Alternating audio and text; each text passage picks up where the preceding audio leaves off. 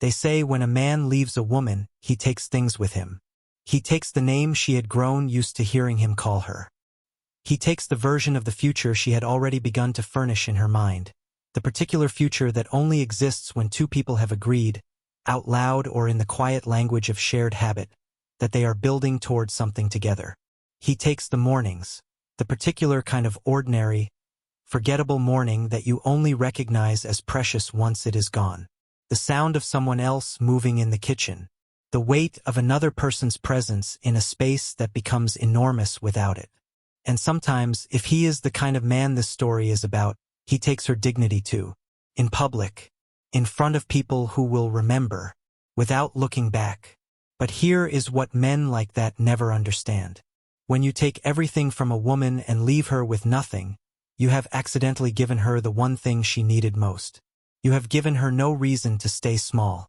If you have ever loved someone who left you for someone else, if you have ever stood in a room full of people and felt the floor give way beneath your feet, if you have ever packed a single bag and walked out of a life that you had poured yourself into completely, I need you to hit that like button right now and stay with me. Because this story was made for you. This is the story of Ruth. And this is the story of what happens when a man mistakes a woman's quietness for weakness and spends the rest of his life learning the difference between the two. Ruth Josephine Asante was 31 years old when her husband of 6 years stood up in front of his family, his friends, the pastor of the church they had attended together every Sunday for half a decade, the colleagues he had invited, the neighbors who had come, and the relatives who had traveled, and announced in the middle of his brother's engagement party that their marriage was over. He did not do it privately. He did not sit across from her at their dining table the night before and speak to her like someone who had once knelt before God and promised to protect her. He did not give her the grace of a closed door and a difficult, honest conversation between two adults who had once loved each other and owed each other at minimum the dignity of a private ending. He did it at a party, at his brother's party, with a microphone. He had stood up ostensibly to give a toast. That is what everyone assumed. He had taken the microphone from the MC with the easy confidence of a man who is used to being listened to, and he had looked around the room with the expression of someone who has rehearsed what he is about to do, and he had cleared his throat.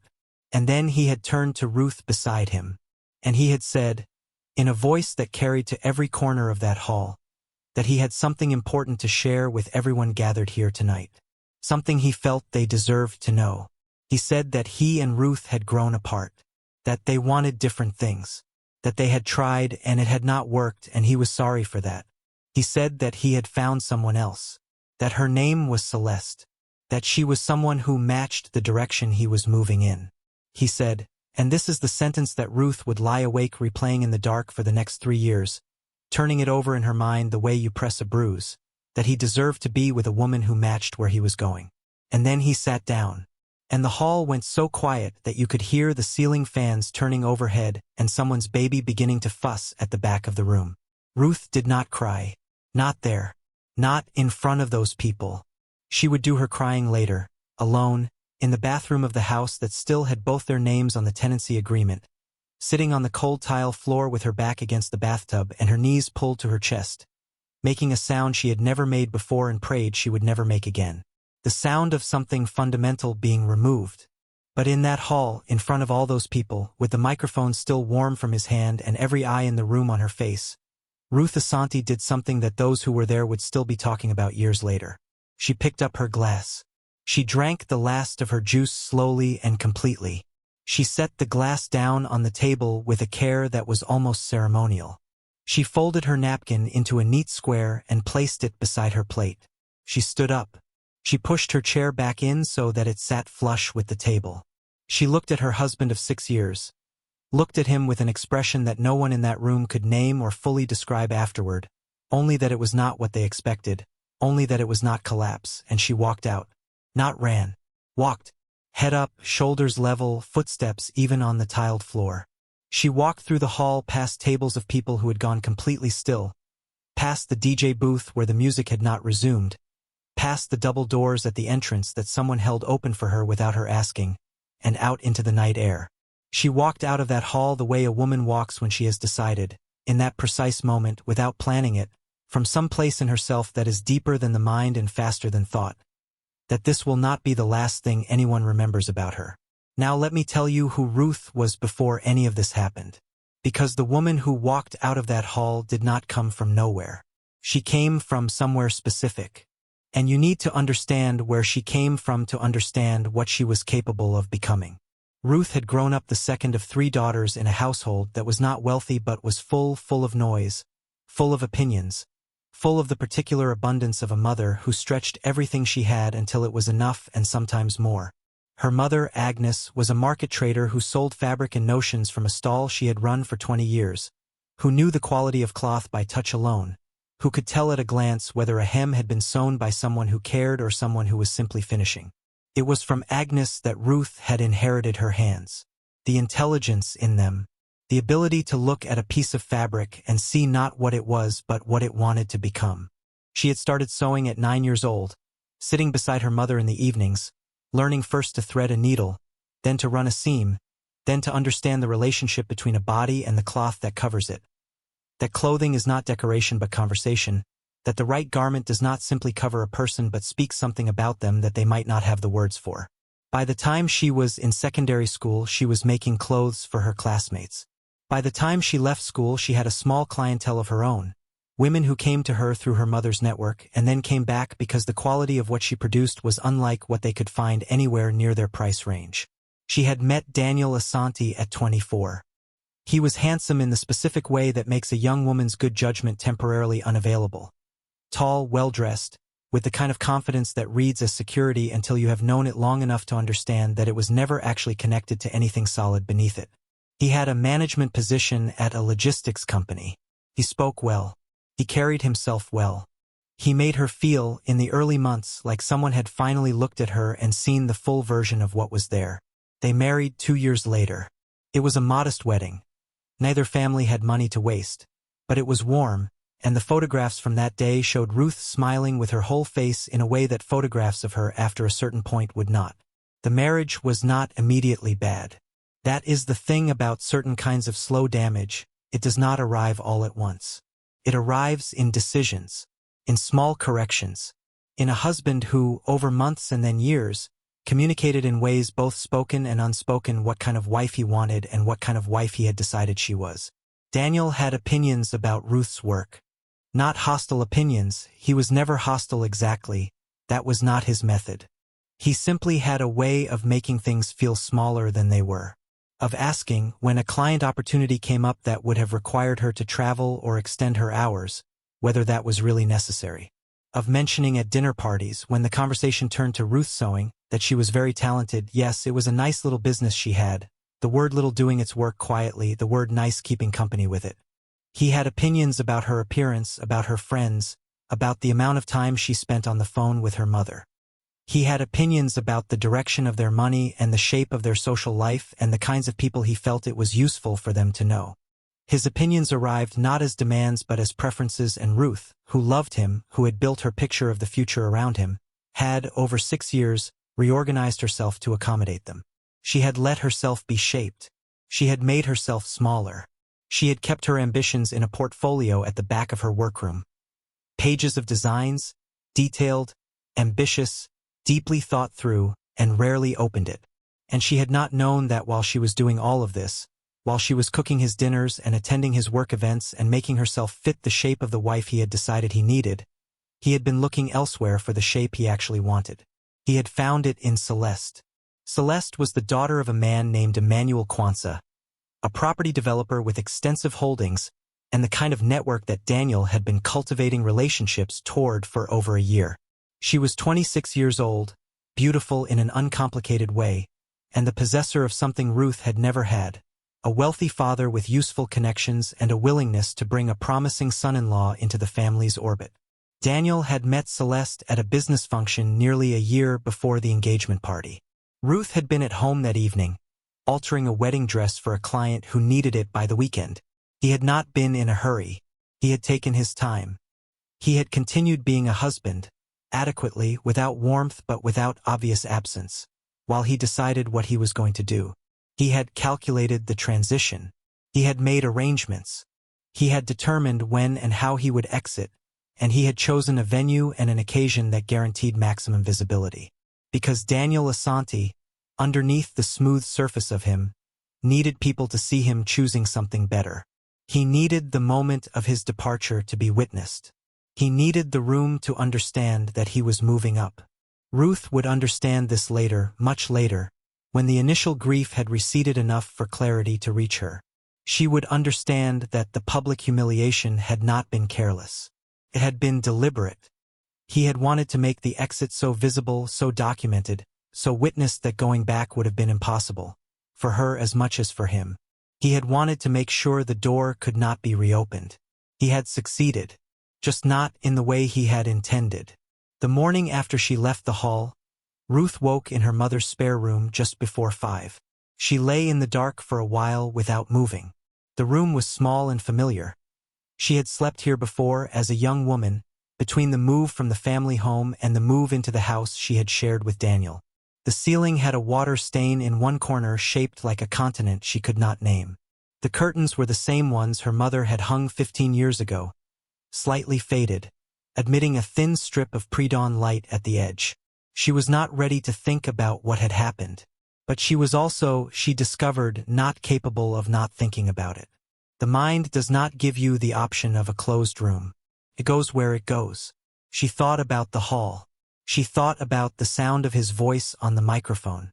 She thought about the particular quality of the silence that had followed.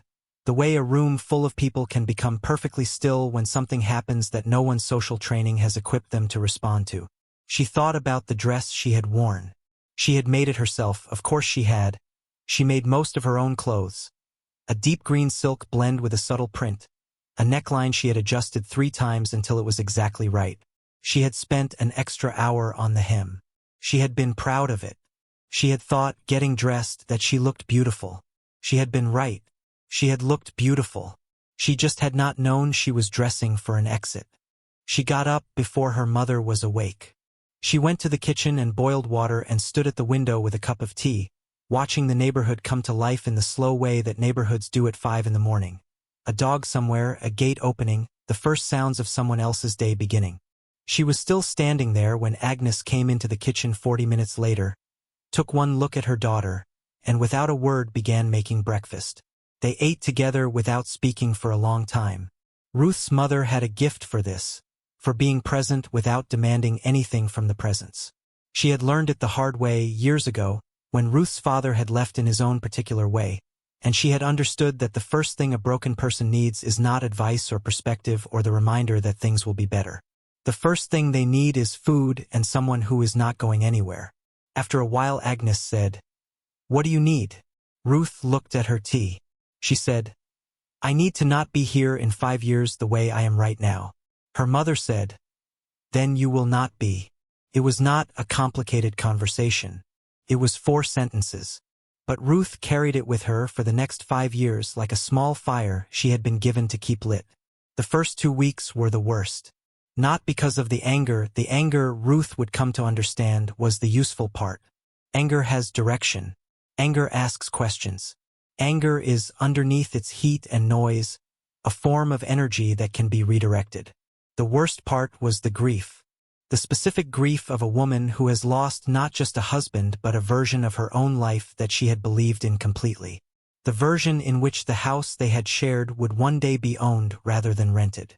The version in which the children she had quietly assumed would come, they had discussed it loosely in the way couples do when they believe there is time, would arrive.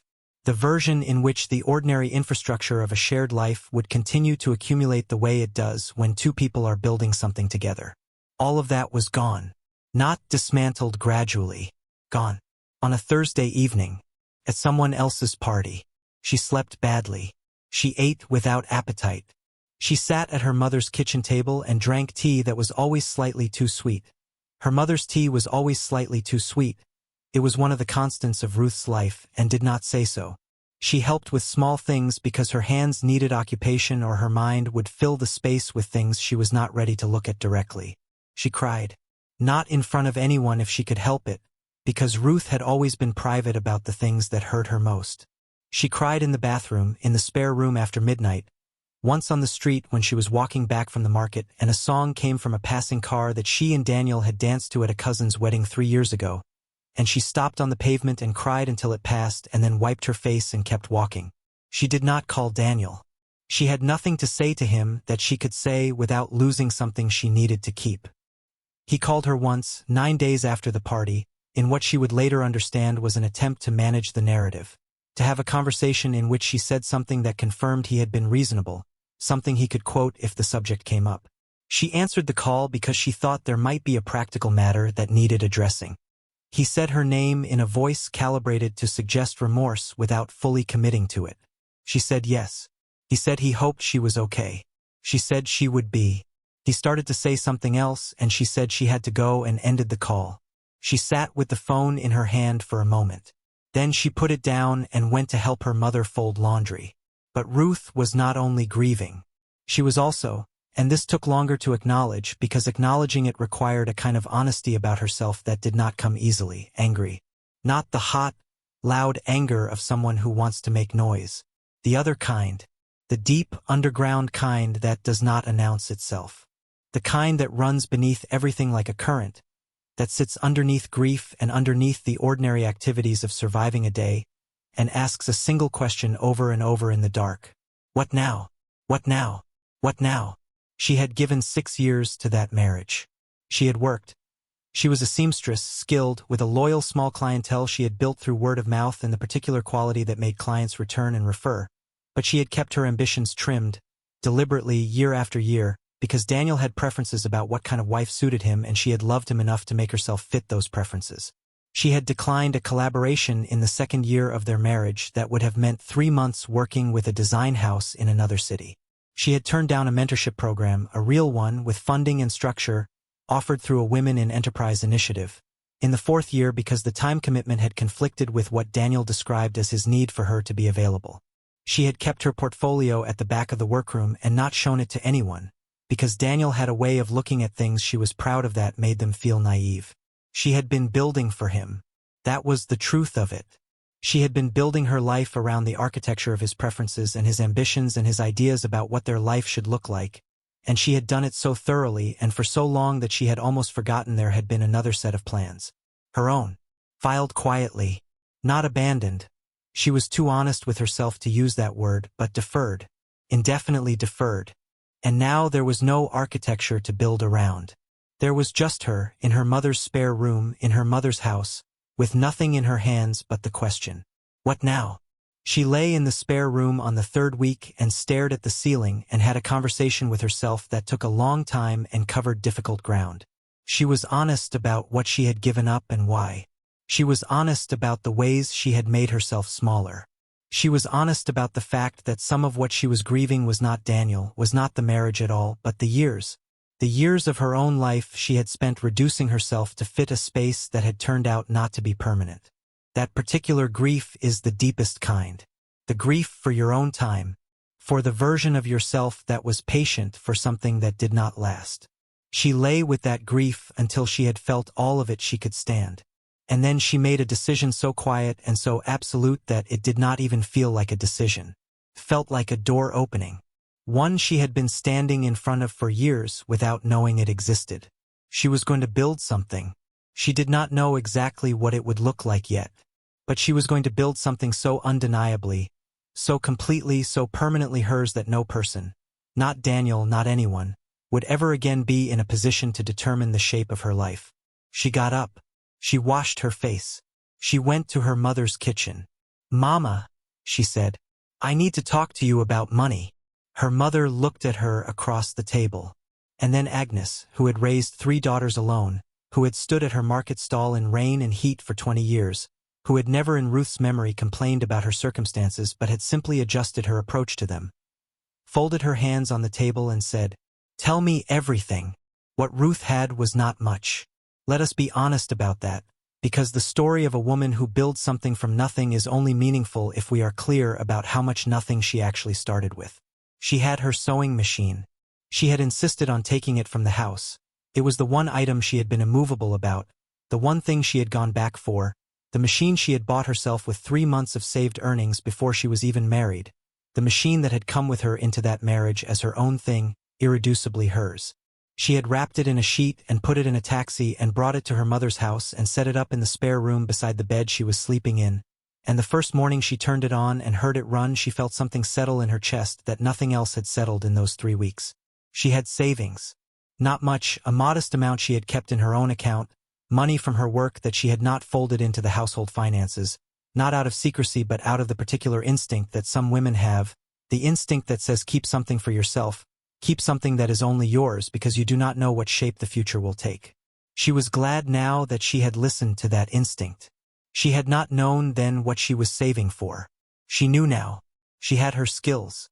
Years of them. Before the marriage she had run her alterations work from a small rented space near the market.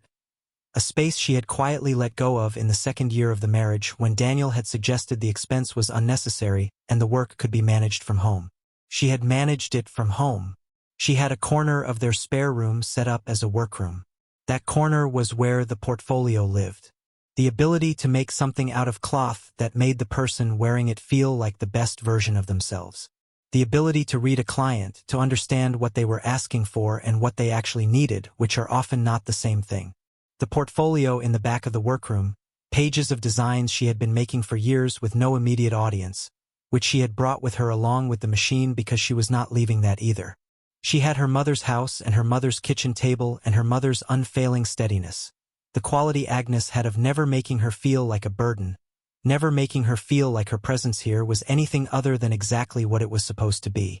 And she had, though she did not know it yet, though it would be another 2 months before she would find out, someone who had seen her. 18 months before Daniel stood up with a microphone at his brother's engagement party. A woman named Mrs. Eleanor Boateng had brought a dress to Ruth's workroom for alterations. Mrs. Boateng was 63 years old at the time, recently retired from a 4-decade career in textile import and distribution, a woman who had built a business of her own from modest beginnings and who had the particular quality of people who have done that. She noticed things. She noticed quality. She noticed effort. She noticed the difference between someone who was doing a job and someone who was doing the thing they were made to do. She had noticed Ruth immediately. Not just the quality of the alteration work, though that was considerable, precise and clean in ways that went beyond what was required. She had noticed the way Ruth moved through the workroom. The way her eyes went to the fabric first and then to the client, the way she was always slightly ahead of what was being asked, already considering what the garment needed before the conversation had gotten there. She had noticed the portfolio at the back of the room, pages visible through the open cover, densely detailed, ambitious designs in a range and scale that did not match the modest alterations business Ruth was currently running. She had asked about the portfolio. Ruth had been modest. She was always modest about the things she wanted most, a habit formed over years of making herself smaller, a habit she was going to have to unlearn. She had said they were just ideas, just things she worked on when she had time. Mrs. Boateng had looked at 2 pages. Then she had looked at Ruth. Then she had said nothing, collected her altered dress at the end of the week, paid and left. Ruth had not thought much about it. She had other things on her mind in the months that followed. When everything fell apart and Ruth sat in her mother's kitchen asking what now, when she made the systematic, methodical list of every person she knew who might have worked for her, might have a connection, might be a door to anything. She sent a message to the number she had kept for Mrs. Boateng without much expectation. Courtesy reach out. A hoping she remembered. Mrs. Boateng called back within the hour. She said, "I heard what happened to you. I have been thinking about you since the last time I saw your work. Come and see me." Ruth went the next morning. Mrs. Eleanor Boateng's home was not what Ruth had expected. She had expected the kind of formal sitting room that wealthy older women sometimes maintain, arranged for display, cool, the furniture too good to relax in. What she found instead was a working space. The sitting room was full of fabric, not scattered. Everything was catalogued and ordered with the precision of 40 years in the trade, but abundant. Bolts of Ankara stacked by weight and weave along one wall. Shelves of imported lace. Samples pinned to boards with labels in small, precise handwriting, organized by fiber content and origin. The whole room smelled of cloth and faintly of the particular oil Agnes used on her sewing machine, and Ruth found that smell more reassuring than anything she had encountered in the previous month. Mrs. Boateng made tea herself. She brought it on a plain tray without ceremony and sat across from Ruth and said, "Tell me everything about your work. Not what has happened to you. Your work." Ruth talked for nearly 2 hours. About her training, self-taught primarily, with years of observation and practice and the early foundation of her mother's knowledge. About her clientele and what she understood about what they wanted and what they were not being given at the price points available to them. About the gap she had identified and never had the resources to fill, quality African formal wear for professional women, garments that had the construction and finish of high-end fashion at prices that a broader market could access. About the portfolio. About the designs she had been making for years with no outlet. Mrs. Boateng listened to all of it. She interrupted occasionally with a question, specific, technical questions about construction and sourcing and pricing that told Ruth she was being listened to by someone who understood what she was talking about. She asked about mistakes Ruth had made, and Ruth answered honestly because she had already decided that honesty was the only useful thing she had to offer in this room. When Ruth had finished, Mrs. Boateng was quiet for a moment. Then she said, "I have money in fixed deposit accounts earning interest I do not need. I am 65 years old. My children are settled. I have been looking for something worth investing in, not for the return, I do not need the return, but for the interest of watching something good be built." She looked at Ruth steadily. She said, "What would you do if I gave you a start?" Ruth held her gaze. She did not rush to answer. She had learned from Daniel that the worst thing you can do when someone offers you something significant is to reach for it too quickly, because desperation is visible and it changes the nature of what is being offered. She said, "I would make something that lasts. Something that is still here when I am old and you are older. Something that carries a name forward instead of wearing it out." Mrs. Boateng looked at her for a long moment. Then she said, "That is exactly the right answer. Finish your tea. Then let us talk about numbers." The amount Mrs. Boateng invested was not enormous. And this matters, because the story of Asante House is not a story about a wealthy woman's charity. The investment was modest, enough to cover a year of serious operating costs, enough to give Ruth the runway she needed to build to the point where the business could sustain itself, but not so much that the burden of gratitude would become heavier than the burden of work. It was the kind of investment that required the recipient to be competent and disciplined and relentless, because there was no cushion for the failure of those qualities. Ruth was all three.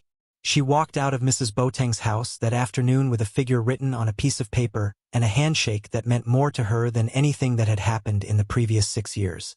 Not because of the money, though the money mattered enormously, but because someone who understood what she was looking at had looked at what Ruth was made of and decided it was worth betting on. She called her mother from the street outside. She said, "Mama, something happened today." Agnes said, "Tell me." Ruth told her. There was a pause. Then Agnes said, "I always knew." Ruth said, "I know you did, Mama." She stood on the street for another moment. Then she put the paper in her pocket and went home to start planning. She called it Asante House. Some people thought this was a mistake.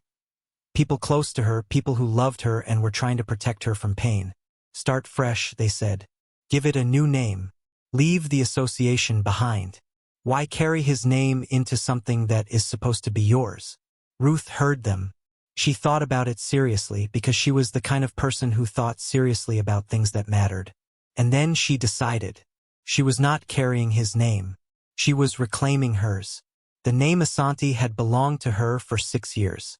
It was on her documents, it was in her community, it was the name by which the people who mattered knew her. And Ruth had made a decision. She had made it on the bathroom floor and confirmed it in her mother's kitchen and sealed it the morning she walked into Mrs. Boateng's fabric-filled sitting room, that she was not going to spend any of her energy running from the name. She was going to make the name mean something so different, so completely and permanently hers, that anyone who heard Asante House in 5 years or 10 years would think of what she had built, would think of her, would think of the work. She would take the name back the same way she was going to take everything else back. Not by fighting for it, but by filling it with something undeniable.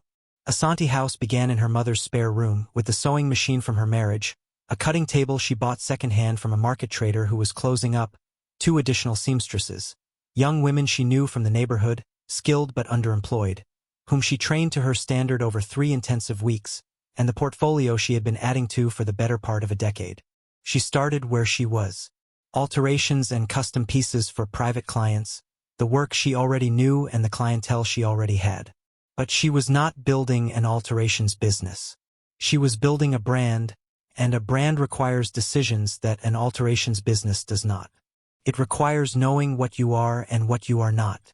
It requires being willing to say no to certain things so that yes to other things is meaningful. It requires thinking about every piece you produce as a conversation with the person who will wear it, about who that person is and what they deserve to feel like when they dress. Ruth had thought about all of this for years. She did not have to start from scratch intellectually. She just had to start. She worked with a discipline that exhausted the people around her and barely touched her own reserves. She was in the workroom before the sun came up. She had set it up in a small space she rented at the ground floor of a building 2 streets from her mother's house. A space she could barely afford at the beginning and could afford slightly less barely as the months went on. She left after dark. She read everything she could find about building a fashion business, pricing, branding, client relationships, the specific economics of small-scale production. She made notes in a book she kept beside the machine. She filled it within 4 months and started a second one. She made mistakes. She is the first to say so. In the first year she priced several pieces too low because she was afraid of losing clients and learned only later how much that fear was costing her. Not just in margin but in the signal it sent about what her work was worth. She hired a supplier in the second year on insufficient research because he came recommended by someone she trusted and discovered 3 months in that his fabric quality was inconsistent in ways that damaged 2 client relationships she had built carefully over a long time. She had a conflict with one of her seamstresses that she handled badly and lost her, and spent 2 months adjusting to the gap while finding and training someone new. She absorbed each of these things, not without cost. There were evenings she sat in the workroom after the others had left and put her head on the cutting table and felt the weight of the whole enterprise pressing on her. There were nights she lay in her mother's spare room. She was still there, still sleeping in the spare room, still eating her mother's too sweet tea, and calculated and recalculated and found the numbers too close to comfortable for comfort. But she did not stop. She did not give herself the option of stopping. She had made a decision on a bathroom floor, and the decision was the decision, and everything after it was just the work of honoring it. Mrs. Boateng came to the studio in the second year. She came without announcement on a Wednesday afternoon and sat in the corner on a stool Ruth had bought from a market and watched the workroom operate for 3 hours without saying much. She watched Ruth measure a client with the focused patience Ruth had learned from her mother. She watched the seamstresses work, their hands moving with the precision Ruth had spent months instilling. She watched the finished pieces lined up along one wall, each one wrapped in tissue and tagged, waiting to be collected. When she left, she pressed Ruth's hand at the door and said, "I knew." Ruth said, "You keep saying that." Mrs. Boateng said, "Because it keeps being true." The waiting list arrived in the third year. This was the first sign that something had shifted from a small business surviving to something with real momentum, the particular momentum that comes when demand begins to exceed capacity and clients begin to schedule months in advance, not because they have to but because they want to, because they have understood that waiting for this is worth it. Ruth did not celebrate the waiting list. She took it as information, as data about where the gap in the market was and how large it was and how much more she could build into it if she was deliberate. She hired 2 more seamstresses. She moved into a larger studio space at the beginning of the 4th year, a real space now with a reception area and a fitting room with proper lighting and a window that looked out on a street that had foot traffic, the kind of street where a business could have a visible presence. She expanded into stockist relationships, boutiques that would carry a selection of Asante house pieces alongside their other offerings.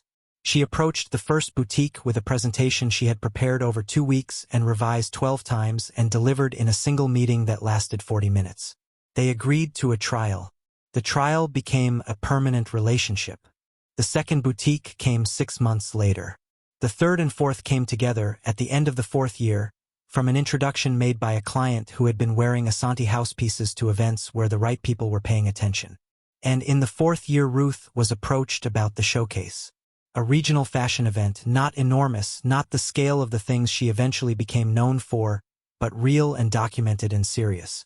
A juried selection of designers, a proper runway, coverage in 2 publications, and a growing online presence that the fashion ecosystem in their city was beginning to take seriously.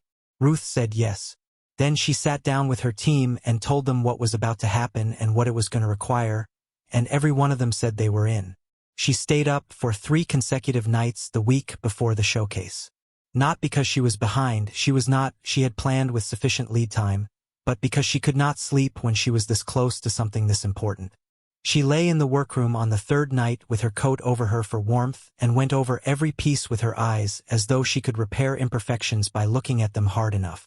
On the day of the showcase, she stood backstage and watched her work walk out under the lights, and she heard the room respond, not politely, not with the careful appreciation of people who are being correct about something, but with the genuine unstudied sound that rooms make when something surprises them with its quality. And she felt something she had not felt in a very long time. She felt like herself. The full version. Not the version that had made itself smaller for love. Not the version that had been shattered in a hall on a Thursday evening. The original version. The one that had been there at 9 years old, sitting beside her mother with a needle in her hand, learning to read cloth. The one that had been there all along, waiting in the portfolio at the back of the workroom, waiting with the patience that only people who have survived something genuinely difficult can maintain. She was not done. She knew she was not done. There was still a distance between where she was standing and where she had decided she was going, and she was under no illusion about how much work that distance represented. But she was standing, squarely, on ground she had built herself. And for tonight, that was everything. Now I want to stop here for a moment, because if you have made it this far in Ruth's story, it means something. It means you have been sitting with her through the bathroom floor and the spare room and the cold mornings and the client who left and the supplier who let her down and the nights in the workroom with her coat as a blanket. It means something about this story is landing somewhere real in you. Leave me a comment right now. Tell me where you are in your story. Are you at the floor? Are you in the grinding? Are you somewhere in the building? I want to know. I read every single comment and I will respond to as many as I can.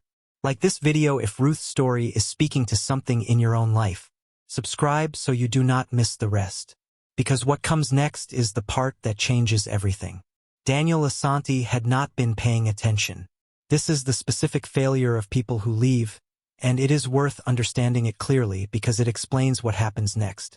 When someone leaves, they write a story about the person they are walking away from. They write an ending for that person, a convenient ending, one that justifies the leaving, one that makes the departure make sense. And then they stop watching. Because if you keep watching, you might have to revise the story you wrote, and revision is painful. Daniel had written Ruth a story. In his version of her story, she struggled. She shrank. The damage he had done became the ceiling she could not rise above. His departure confirmed what he had always communicated without quite saying, that she was not quite enough, not quite at the level he had been moving toward. In his story she remained where he had left her, which made the leaving make sense and made him the person who had seen something she could not yet see about herself. People need that story to be true. They need it badly enough that they will not look for evidence that it is not. Daniel was not looking. He had moved into Celeste's father's guest house in the weeks after the party. He had married Celeste 8 months later, a large, well-attended wedding funded by her family, the kind of wedding that announces arrival in a social stratum. He had joined Emmanuel Kwanzaa's property development business as a senior associate, with responsibilities that were significant and a title that was impressive and a salary that reflected the value of being the founder's son-in-law rather than his own independent track record. For a while it had worked. The connections were real and the work was steady, and Daniel had the surface social skills to function well in environments built on relationship and reputation. He knew how to present in meetings. He knew how to make clients feel attended to. He knew how to read a room. What he did not know how to do, what he had never learned because he had never been required to, was build something himself. Everything Daniel had been constructed on the foundation of someone else's structure. His position at the logistics company had come through a university connection. His entry into the Kwanzaa business had come through Celeste.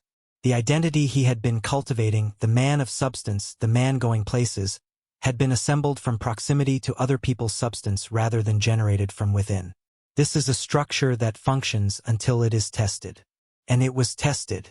The disagreements with Emmanuel Kwanzaa began quietly in the 3rd year of the marriage, the way serious disagreements always begin, not as arguments but as a series of small misalignments. A decision Daniel made independently that had not been authorized. A projection he presented to a client that his father-in-law's team found to be optimistic in ways that reflected poorly on the company's credibility. A relationship with a contractor that Daniel had established privately and that turned out to have complications the due diligence process he had bypassed would have surfaced. Emmanuel Kwanzaa was not a man who made decisions hastily. He observed. He documented. He gave people the opportunity to correct course. And when it became clear that correction was not going to occur, that Daniel's particular relationship to accountability was constitutional rather than circumstantial, he had the kind of conversation with his daughter that fathers who love their daughters and built something they intend to protect eventually have to have. Celeste did not act immediately. She was not that simple. She had genuine feeling for Daniel in the beginning, and genuine feeling does not dissolve quickly even when the evidence accumulates. She gave it another year. She watched. She paid attention in the way she had always paid attention, her father's daughter in this as in everything, and at the end of that year she understood what she was looking at. The divorce was handled privately and efficiently. Celeste was not interested in spectacle. She simply wanted her life back. Daniel moved into a rented apartment on the other side of the city. He found work, not the level he had grown accustomed to, but enough to manage. He told himself it was temporary. He told the people he was still in contact with that he was in a transition, looking at opportunities, reconsidering directions. He believed this, or he believed it enough to say it convincingly. And then a friend sent him a photograph. It was from a fashion publication, a 2-page spread, properly printed, properly photographed, with the kind of production quality that does not happen to businesses that are not taken seriously. It had come out 3 months after the 4th-year showcase, when the coverage Ruth's collection had generated had found its way to an editor who decided the story of Asante House was worth telling properly. The spread was about Asante House. There were photographs of the studio, light-filled, organized, clearly a real operation with real capacity. There were photographs of pieces from the 4th-year showcase, each garment photographed with the care that quality deserves. There was a photograph of Ruth herself, standing in front of a rack of her own work, wearing a dress from the collection. She was standing the way she had stood walking out of the hall.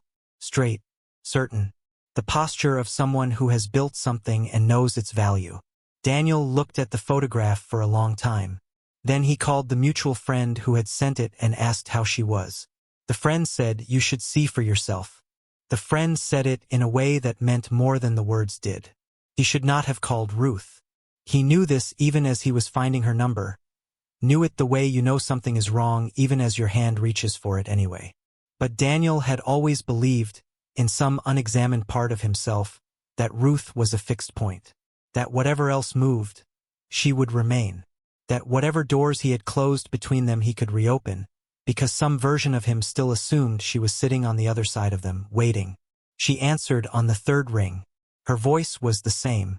It sounded exactly the same, warm, measured, the slight formality she used with people she was maintaining a careful distance from. She said hello in a way that told him nothing about how she felt about the call. He said her name. He said he had been thinking about her.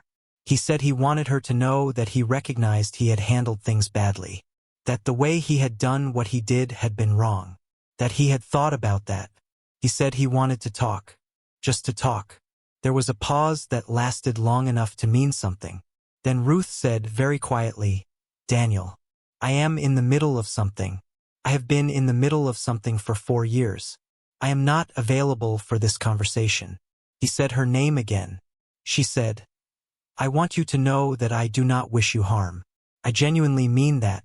But I do not have space in my life for what you are calling me about, and I do not expect that to change. Take care of yourself, Daniel." And she ended the call. She set the phone face down on her cutting table. She stood still for a moment, the phone under her palm, feeling the particular sensation of a door that has been properly, finally closed. Not angrily but completely, with the simple authority of a person who has decided. Then she looked at the fabric spread in front of her. She picked up her chalk and her ruler, and she went back to work. She had not planned for him to be there. The Asante House annual showcase, by the 5th year it had become an event with its own weight, its own presence in the city's cultural calendar. properly ticketed. A venue in the commercial district with a real runway and real lighting and the kind of seated crowd that filled a room with energy rather than obligation. It was covered by 3 publications now, and 2 style accounts with significant followings, and a local television segment that had run the previous year and was being discussed again. Ruth had spent 6 months preparing for this one. Not because she was afraid of it. She was beyond afraid of it.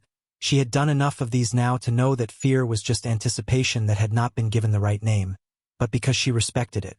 Because she understood that every showcase was a conversation with the market, and she took that conversation seriously. She had not planned for Daniel to be there. The event was public and ticketed, and the ticket price was not prohibitive. The city was not enormous.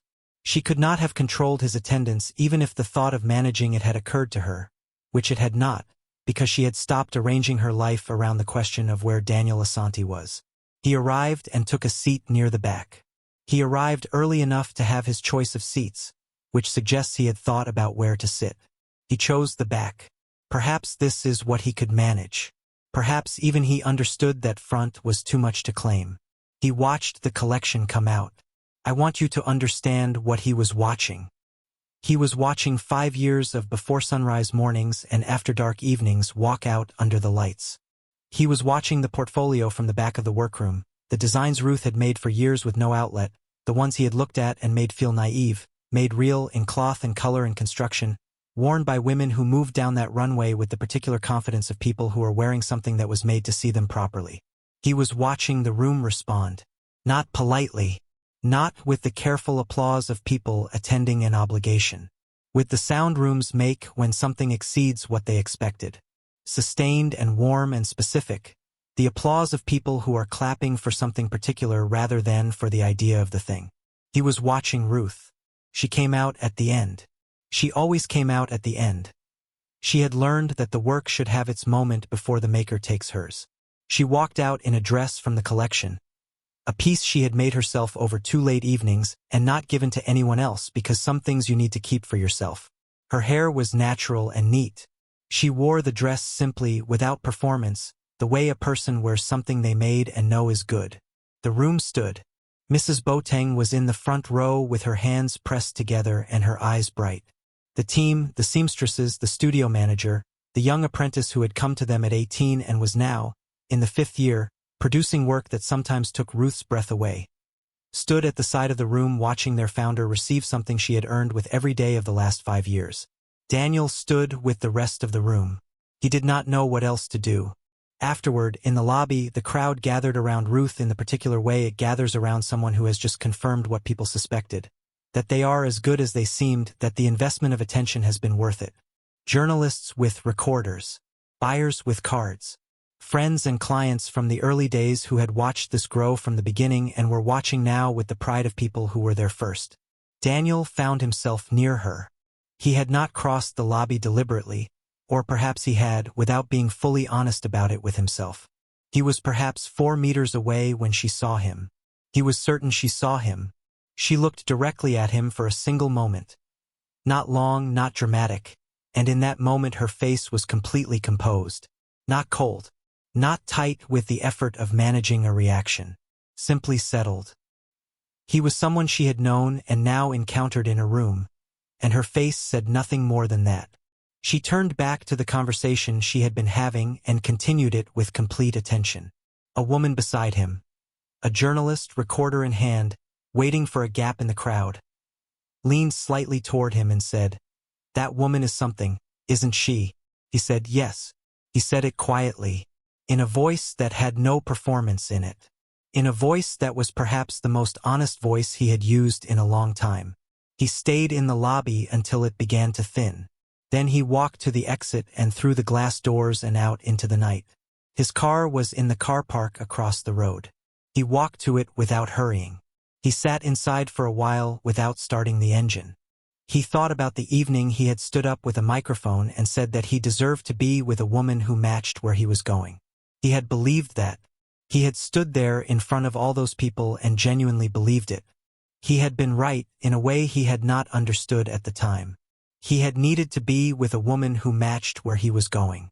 He had just been catastrophically wrong about which direction that was. He started the engine. He drove home through the quiet late evening streets, through the city that contained both of them and would continue to contain both of them. Two people whose lives had briefly been the same life and were now entirely separate and would remain so. He did not call her again. Whatever he had been hoping to find in that lobby. Some acknowledgement, some residue, some evidence that the story he had written for her had not fully played out the way it had. He had not found it. What he had found instead was something he did not have a word for. The particular feeling of standing in the presence of something you had access to and did not value until you were standing outside it entirely, looking through glass.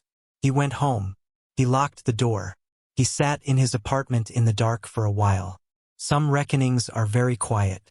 Some of the most complete ones happen in a parked car, or alone in a dark room, or in the particular silence of a person sitting with the full weight of the choices they made and what those choices cost them and what those choices built for someone else.